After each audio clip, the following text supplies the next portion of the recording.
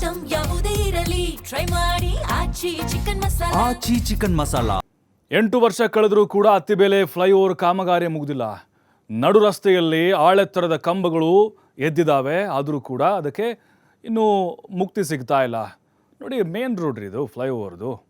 ಆ ಕಡೆ electronic city ಕಡೆ ಅಂದರೆ ಹೊಸೂರು ತಮಿಳ್ನಾಡು ಕಡೆ ಹೋಗುವಂಥ ವೆಹಿಕಲ್ಗಳು ಕೂಡ ಬಹಳ ಕಷ್ಟ ಆಗ್ತಾ ಇದೆ. ಅಂದರೆ ಟೈಮ್ ಬ್ಯಾಲೆನ್ಸಿಂಗ್ ಆಗ್ತಾ ಇಲ್ಲ ಮತ್ತು ಟ್ರಾಫಿಕ್ ಜಾಮ್ ಆಗ್ತಾ ಇದೆ. ಮುಖ್ಯ ರಸ್ತೆಯ ಫ್ಲೈಓವರ್ ಕಾಮಗಾರಿ ಇದು. ಟ್ರಾಫಿಕ್ ಕಂಟ್ರೋಲ್ ಆಗುತ್ತೆ ಅಂತ ಮೇಲ್ಸೇತುವೆ ಕಾಮಗಾರಿ ಮಾಡಿದ್ರು.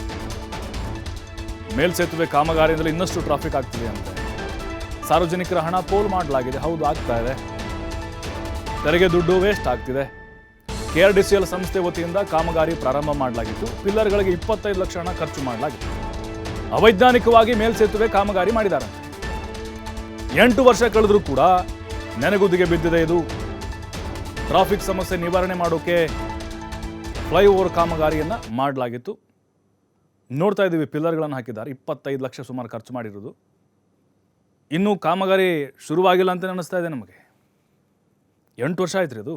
20 ವರ್ಷ ಆದರೂ ಆಗಲ್ಲ ಅನ್ಸುತ್ತೆ. ಯಾಕೋದು ನೋಡಿ, ಯಾವಾಗ ಆಗಬೇಕದು ಫ್ಲೈಓವರ್? ಪಿಲ್ಲರ್ಗಳನ್ನ ಅಷ್ಟೇ ಹಾಕಿದ್ದಾರೆ ಇವರು.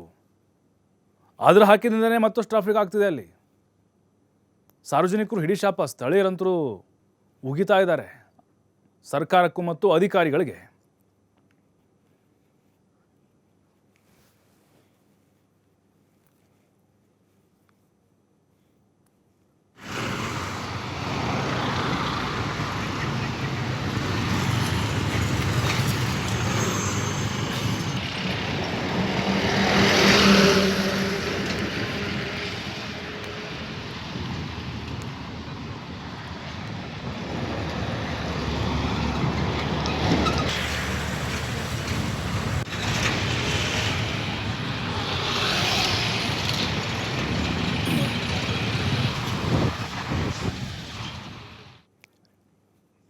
ಮತ್ತಷ್ಟು ಮಾಹಿತಿ ನಮ್ಮ ಪ್ರತಿನಿಧಿ ಹರೀಶ್ ನೀಡ್ತಾರೆ. ಹರೀಶ್, ನೋಡ್ತಾ ಇದ್ದೀವಿ ಫ್ಲೈಓವರ್ ಕಾಮಗಾರಿ ಆಮೆಗತಿ ಅಂದರೆ ಬಂದ್ ಮಾಡಿದ್ರೆ ಅಂತ ಅನಿಸ್ತಾನೆ ಇದೆ.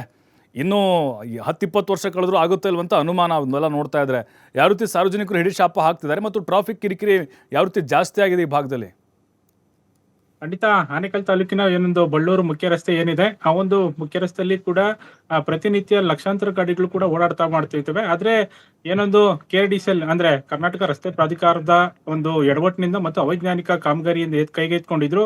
8 ವರ್ಷ ಕಳೆದ್ರು ಕೂಡ ಇದುವರೆಗೂ ಕೂಡ ಕಾಮಗಾರಿಯನ್ನ ಪೂರ್ಣಗೊಳಿಸಿಲ್ಲ. ಜೊತೆಗೆ ಈ ಒಂದು ರಸ್ತೆಯಲ್ಲಿ ಅಂದ್ರೆ ಅತ್ತಿಬೆಲೆ ಆಗಿರ್ಬೋದು, ಮತ್ತೆ ಆನೇಕಲ್ ಆಗಿರ್ಬೋದು, ಮತ್ತೆ ಹೊರ ರಾಜ್ಯಗಳಿಗೆ ಸಂಪರ್ಕ ಕಲ್ಪಿಸುವ ತಮಿಳುನಾಡು ಏನಿದೆ, ಆ ಒಂದು ಭಾಗದಲ್ಲಿ ಈ ಒಂದು ಫ್ಲೈಓವರ್ ಅನ್ನ ಮಾಡೋದಕ್ಕೆ ಏನೊಂದು ಕೈಗೆತ್ತಿಕೊಂಡಿದ್ರು. ಸುಮಾರು 8 ವರ್ಷಗಳ ಹಿಂದೆ ಅಂದ್ರೆ 2019 ಕೂಡ ಸರ್ಕಾರ ಇದ್ದಾಗ ಒಂದು ಏನೊಂದು ಇಲ್ಲಿನ ಟ್ರಾಫಿಕ್ ಸಮಸ್ಯೆಯನ್ನು ನಿವಾರಣೆ ಮಾಡೋ ನಿಟ್ಟಿನಲ್ಲಿ ಒಂದು ಕಾಮಗಾರಿಯನ್ನ ಎತ್ಕೊಂಡಿದ್ರು. ಆದ್ರೆ 8 ವರ್ಷ ಕಳೆದ್ರು ಕೂಡ ಇದುವರೆಗೂ ಕೂಡ ಕಾಮಗಾರಿ ಪೂರ್ಣಗೊಂಡಿಲ್ಲ. ಕಾರಣ ಅಲ್ಲಿನ ಸ್ಥಳೀಯ ನಾಯಕರುಗಳ ಒಂದು ಕಿತ್ತಾಟ ಆಗಿರ್ಬೋದು, ಮತ್ತೆ ಹಣಕಾಸಿನ ವಿಚಾರವಾಗಿ ಹಿನ್ನಡೆ ಆಗಿರತಕ್ಕಂಥದ್ದು, ಜೊತೆಗೆ ಏನೊಂದು ಕಿರಿದಾದ ರಸ್ತೆ ಆಗಿರತಕ್ಕಂತ ನಿಟ್ಟಿನಲ್ಲಿ ಈ ಒಂದು ರಸ್ತೆ ಅಗಲೀಕರಣಕ್ಕೆ ಹಿನ್ನಡೆ ಆಗ್ತಿರ್ತಕ್ಕಂಥದ್ದು. ಜೊತೆಗೆ ಈ ಒಂದು ಪಿಲ್ಲರ್ ಗಳನ್ನ ಏನೊಂದು 5 ಪಿಲ್ಲರ್ ಗಳನ್ನ ಹಾಕಿದ್ದಾರೆ. ಆ ಒಂದು ಪಿಲ್ಲರ್ ಗಳಲ್ಲೂ ಕೂಡ ಅಪಘಾತ ಆಗುವಂತ ಸಾಧ್ಯತೆ ಕೂಡ ಹೆಚ್ಚಾಗಿದೆ. ಯಾಕಂತಂದ್ರೆ ಏನೊಂದು ವೈಡ್ ಒಂದು ಅಗಲೀಕರಣಕ್ಕಾಗಿ ಒಂದು 20 ಅಡಿ ರಸ್ತೆ ಏನಿತ್ತು, ಆ ಒಂದು ಮಧ್ಯಭಾಗದಲ್ಲಿ ಏನೊಂದು ಪಿಲ್ಲರ್ ಗಳ ತಲೆ ಎತ್ತಿರೋದ್ರಿಂದ ರಾತ್ರಿ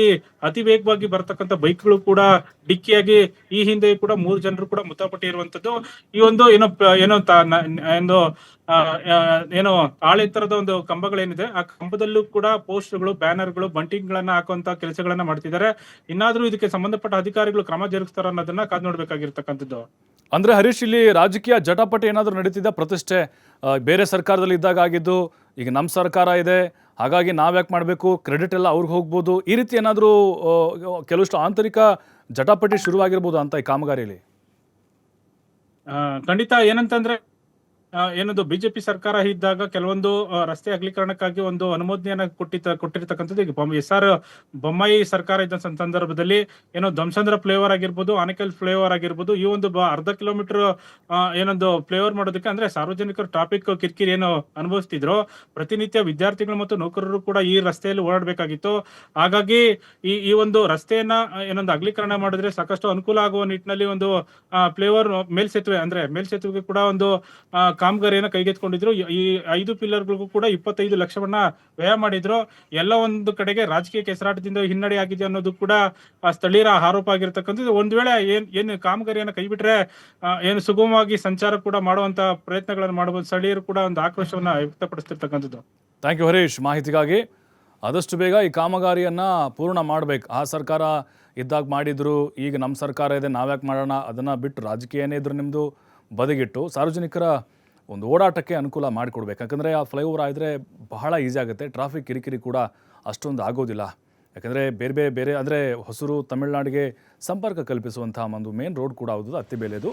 ಮತ್ತು ಸ್ಥಳೀಯರಿಗೂ ಕೂಡ ಅನುಕೂಲ ಆಗುತ್ತೆ. ಫ್ಲೈಓವರ್ ಆದರೆ ಆ ಕಡೆ ರಾಜ್ಯಗಳು ಹೋಗುವಂಥ ವೆಹಿಕಲ್ಗಳು ಫ್ಲೈಓವರ್ ಮೇಲೆ ಹೋಗಿಬಿಡ್ತವೆ. ಕೆಳಗೆ ಸ್ಥಳೀಯರಿಗೆ ಇನ್ನಷ್ಟು ಅವ್ರಿಗೆ ಟೈಮ್ ಕೂಡ ಸಿಗುತ್ತೆ ಮತ್ತು ಅಲ್ಲಿ ಯಾವುದೇ ಕಾರಣಕ್ಕೂ ಅಪಘಾತಗಳಾಗುವಂಥ ಸಾಧ್ಯತೆಗಳು ಕಡಿಮೆ ಇರುತ್ತೆ. ಅಲ್ಲಿ ಸಿಗ್ನಲ್ ಕೂಡ ಇಲ್ಲ, ಯಾವ ಕಡೆ ಯದ್ವಾ ವಾಹನಗಳು ಬರ್ತಾನೆ ಇರುತ್ತೆ. ಮತ್ತು ರಾತ್ರಿ ಆದರೆ ಸಾಕು ಫ್ಲೈಓವರು ಕೆಲವು ಸಂದರ್ಭದಲ್ಲಿ ಗೊತ್ತೇ ಆಗೋದಿಲ್ಲ. ಹಾಗಾಗಿ ಅಪಘಾತಗಳು ಕೂಡ ಆಗಿದಂತಹ ಉದಾಹರಣೆಗಳಿದ್ದಾವೆ. ಆದಷ್ಟು ಬೇಗ ಈ ಕಾಮಗಾರಿಯನ್ನು ಈಗಿನ ಸರ್ಕಾರ, ಆ ಭಾಗದ ಶಾಸಕರೇನಿದ್ದಾರೆ ಶಿವಣ್ಣ ಅವರು ಕೈಗೆತ್ತಿಕೊಳ್ಬೇಕು.